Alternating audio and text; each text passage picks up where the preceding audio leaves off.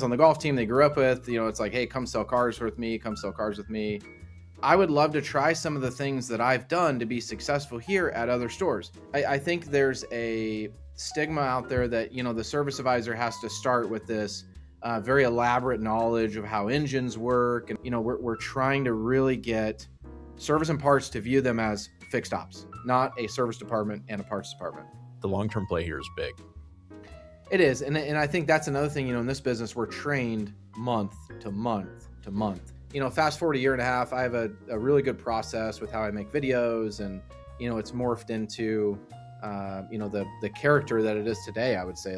And this is maybe not intentionally at first. I have 4 kids. I have a very demanding job.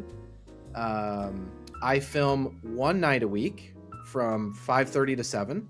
I can't wait to take this bow tie off. This thing is choking me.